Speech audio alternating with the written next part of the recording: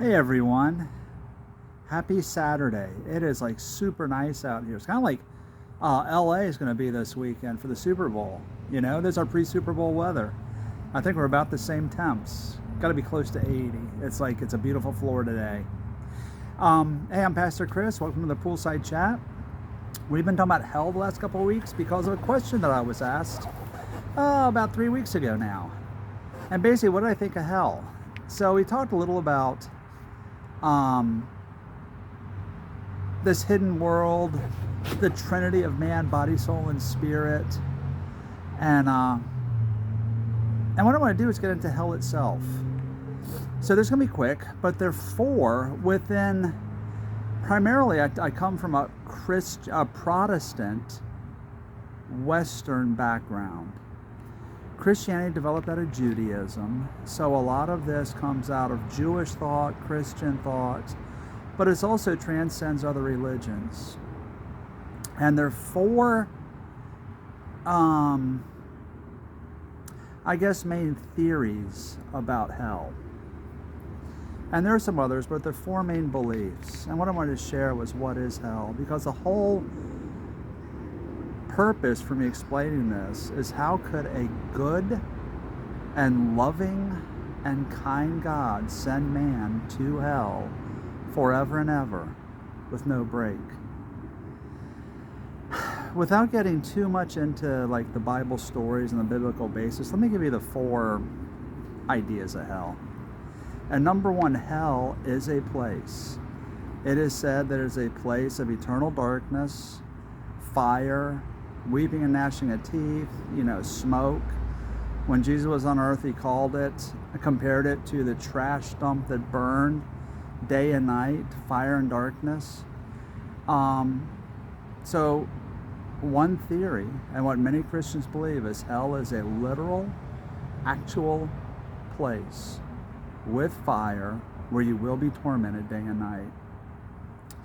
Now, the argument against this is that the descriptions of hell, fire and darkness, don't go together. I would disagree. And the reason I say that is here in the U.S. and throughout the world, we have places, coal fires. There are coal mines, coal seams underground. Fire can never be put out. But it is dark and it burns. So in my mind, what I think of is when you hear about fire and darkness, I think of coal fires underground. Just a thought. The second concept of hell is that it is metaphorical. And what I mean by that is that hell is the absence of God. God made this place apart from him for the angels and man to go that don't believe in him. And if there is no God, there is no good. Over and over in Scripture, and I don't need to convince you of this, you see it around us all over. It says, the heart of man is evil and desperately wicked. Who can know it?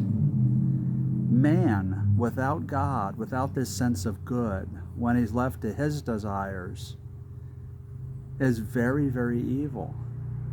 And when you have all these people all fulfilling their own desires, and God is not there to moderate or have this influence, hell is not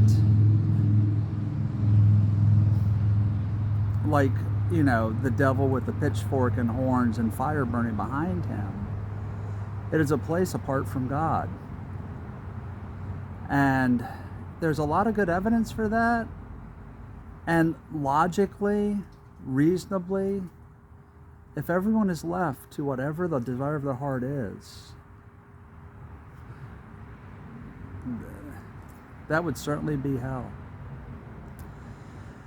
The third is that hell doesn't exist, but it's the I don't know, the kind of the anti-heaven, I guess, where you're saved to heaven, but if you're not, and there's not, to get here, you got to read Scripture kind of liberally. But some people believe this is that the soul is just annihilated. It's poofed out of existence. So you don't get to be with God. You just don't be. One of the evidence, or one of the reasons for this, is they say that man's spirit is born dead. God quickens our spirit. So if you believe in body, soul, and spirit of man, I talked about this last week. Body, the thinking, emotions, the you part, the soul, and the spirit, that eternal part that communicates with God. If it's dead, when you die, it's dead. There is no you. It's just poofed out of existence. Like I said, that's one of the theories. There's not a lot of scriptural evidence or support for it, but it is out there. Annihilationism is what it's called. And then the fourth one is that everybody gets saved. The Catholic concept of purgatory comes out of this, is that you are punished for a season. And then when God creates the new heaven and new earth, everybody goes to heaven, everybody he created. So everybody gets saved.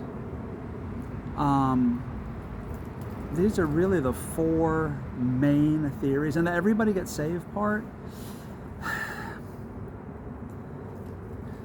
there's not a lot of biblical evidence for that.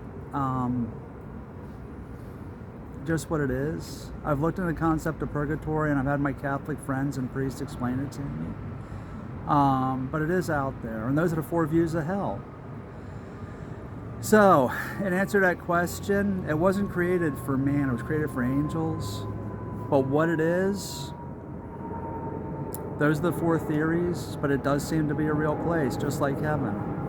So, what I'm going to start next week is, I think next week I'm going to talk again about how to avoid hell, how to get to heaven, but I'm going to talk about heaven. So you asked me about hell, and now I want to share what heaven is like and what we know from Scripture, which is surprisingly a lot. And I think it's kind of neat and good to know where we're going when we have that relationship with God. All right? Anyway, thanks for joining me. Hey, tomorrow, go to church, enjoy the Super Bowl, and it's going to be a great weekend. Remember, I'm on Facebook, Instagram, and YouTube at FL Compass Church. Let your friends know. And if you're in the Palm Harbor area, yes, tomorrow we are going to be meeting at Pop Stansel Park, 9 a.m., answering those questions that you have. Have a great weekend, and we'll see you Wednesday.